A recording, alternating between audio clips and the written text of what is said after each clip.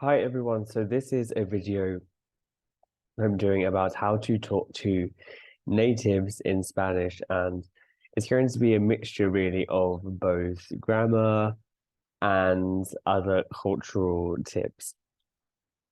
So, first of all, please do like and subscribe as always to these videos. I've got loads of other travel and investing videos, a few story times as well. I've got a mixture of everything, so there's something for everyone. All right, so first of all, Spanish is, if you don't already know, quite easy to pronounce, and that's because it's written the same way as pronounced, but there are some differences, especially in the vowels. So the vowels, that's A, E, I, O, U, more like A, E, I, O, U. And the vowels are the most important words in letters, sorry, in Spanish because they're the most stressed. So regarding all of the other letters in a word, there's not so much emphasis, and the stress in Spanish is normally on a vowel and usually at the end. And the pronunciation of the other words, if you're a native English speaker, is going to be pretty similar, apart from the nye, which is the N with a little line over it. And a good example for that would be España. So just imagine it's Espanya, España. It just gives it a y sound. Besides that, there's not much. There is a U that has two dots on it, but that's not used very much in Spanish. And again, stress is normally a vowel, normally on the last syllable, unless a word ends in a vowel, or N or S. Or there's an accent. The accent will always override any rule.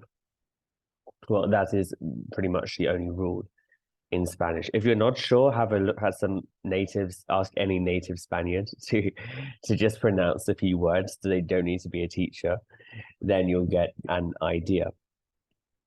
So in terms of the more cultural things, in terms of moving to Spain, or maybe you're already there, Spanish people are quite open and quite friendly. It doesn't always mean you're going to make friends straight away, or maybe you're doing Erasmus and something like that will be a lot easier for you to to be able to make friends, especially if you meet Spaniards who want to practice and try out their English.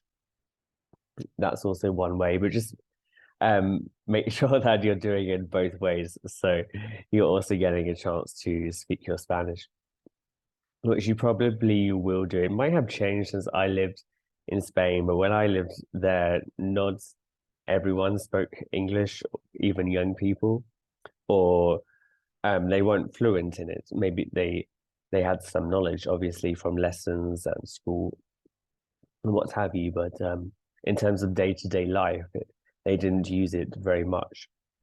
So that's one thing. Another thing is the timetable in Spain is very different to the timetable in England or Northern Europe.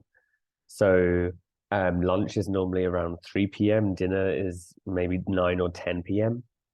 So if you're from Britain, Germany, um, somewhere else in the US, for example, you'll find that pretty hard.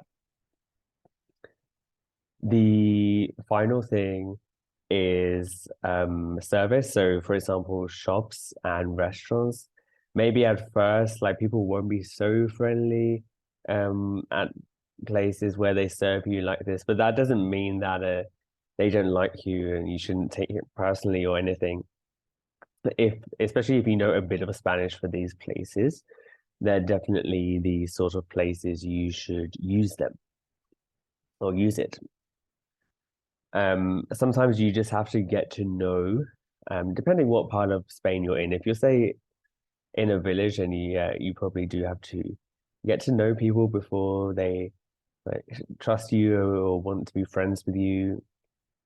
At first, they might be a bit hostile, but Generally they'll be open to helping you or getting to know you.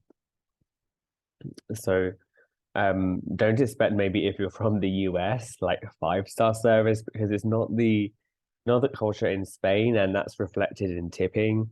So tipping is generally like €1 or rounding up the fare if you're in a taxi, or yeah, even in a restaurant, rounding up the bill.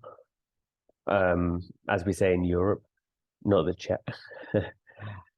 Or I'm not sure how it works now that people pay with all these different things like Google Pay, but when I was there, I'm not sure if we were able to leave a tip with any of these methods. So it's worth having like some small change with you, as Spain and Portugal, where I am now, still is very much a cash society. It's not like say in Britain where you're just able to tap everywhere.